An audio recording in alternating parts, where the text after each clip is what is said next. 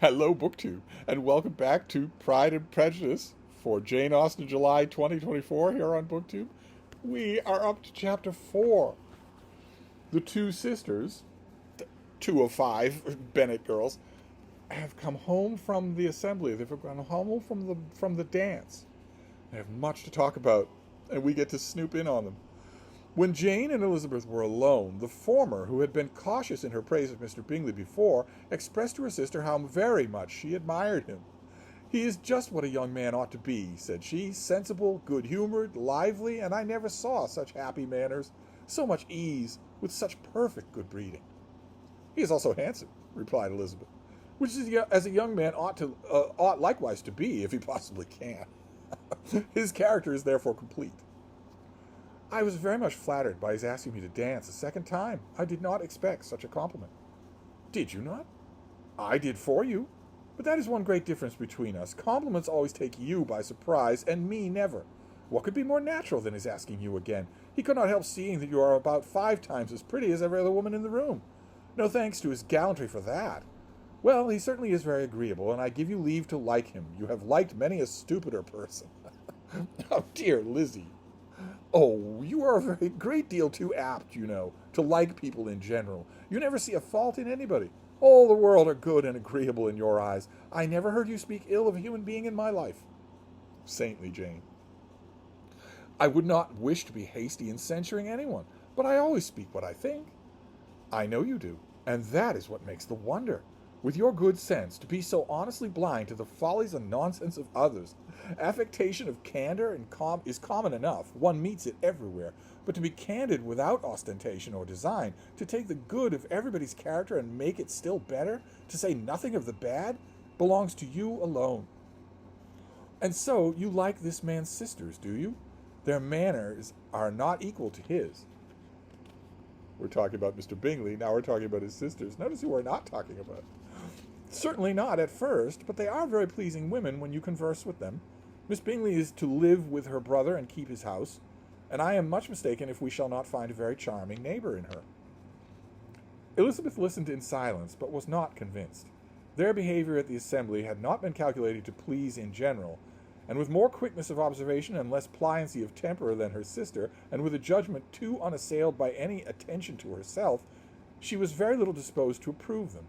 They were in fact very fine ladies, not deficient in good humour when they were pleased, nor in the power of being agreeable when they chose it, but proud and conceited. They were rather handsome, had been educated in one of the first private seminaries in town, had a fortune of £20,000, were in the habit of spending more than they ought, and of associating with people of rank, and were therefore in every respect entitled to think well of themselves and meanly of others. This is the narrator. Keep in mind here, this is not Jane, and this is not even Elizabeth. They were of a respectable family in the north of England, a circumstance more deeply impressed on their memories than that of their brother's fortune, and their own had been acquired by trade. Ooh. Mr. Bingley has a lot of money, 10,000 a year. They have 20,000, probably 10,000 each a year. But it's from trade. They're business people. They're putting on airs. They're buying estates. They have the livery and the chase and four, but they're new money. We did not know that.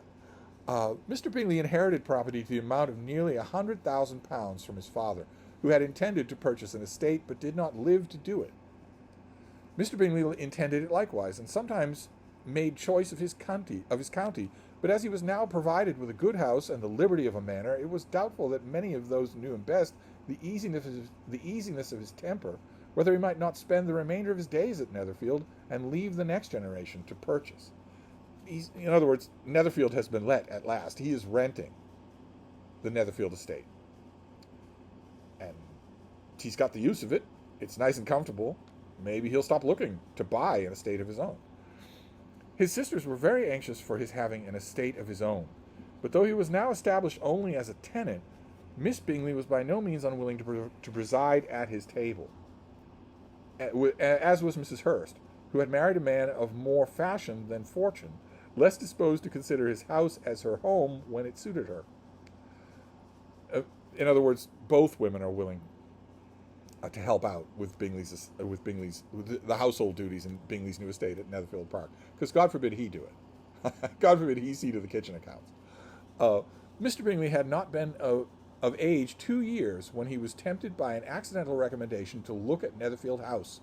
He did look at it and into it for half an hour, was pleased with the situation and the principal rooms, satisfied with what the owner said in its praise, and took it immediately. What does that mean? Does that mean Bingley is 20 years old? Between him and Darcy, there's that name. Well, this is the narrator talking. The sisters aren't talking about Darcy yet. Between him and Darcy, there was a very steady friendship, in spite of a great opposition of character. Bingley was endeared to Darcy by the easiness, openness, and ductility of his temper, though no disposition could offer a greater contrast to his own, and though with his own he never appeared dissatisfied. On the strength of Darcy's regard, Bingley had the firmest reliance, and of his judgment the highest opinion. In understanding, Darcy was the superior. Bingley was by no means deficient, but Darcy was clever. He was at the same time haughty, reserved, and fastidious, and in his manners, though well-bred, were not inviting.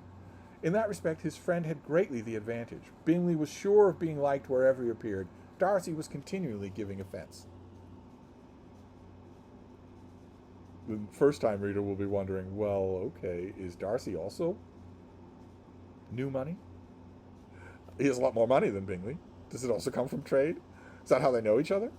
But we get no answers. Notice here how little we're getting at all of what's going on here. All of this stuff is coming to us from the narrator. The sisters have not talked about any of this. And also, I might point out here before we wrap up the chapter that this kind of stuff, the different natures of and how they adhere, this would have been the opening 5 chapters if Trollope had written Pride and Prejudice. The manner in which they spoke of the Meryton Assembly. Meryton? Jane? What's that? Oh, okay, so it's another place name we need to know. You haven't told us anything about it at all. The manner in which they spoke of the Meryton Assembly was sufficiently characteristic. Bingley had never met with pleasanter people or prettier girls in his life. Everybody had been most kind and attentive to him. There had been no formality, no stiffness. He had soon felt acquainted with all the room. And as to Miss Bennet, he could not conceive an angel more beautiful. Darcy, on the contrary, had seen a collection of people in whom there was very little beauty and no fashion, for none of whom he had felt the smallest interest, and from none received either attention or pleasure. Miss Bennet he acknowledged to be pretty, but she smiled too much. Mrs. Hurst and her sister allowed it to be so, but still they admired her and liked her, and pronounced her to be a sweet girl, and one whom they should not object to know more of. Miss Bennet was therefore established as a sweet girl, and their brother felt authorized by such commendation to think of her as he chose. So chapter 4 is a study in personalities. Briefly, Jane and Elizabeth. A little bit more extensively, Bingley and Darcy. And we see right away the meddling matchmaker of our author. Because Bingley and Jane are perfectly suited to each other. The two personality pairs are well paired. They are parallel. Elizabeth can be sharper. You've shown favor on stupider people. Something Jane would never say. Elizabeth can be sharper and is clever in a way that Jane is not. So Jane Austen, she's putting her thumb on the scale just a bit. She's priming the first-time reader for what may or may not be coming. Oh my! So let's move on next time in Jane Austen July. We'll see what happens then. So I'll see you next time. Thank you, BookTube.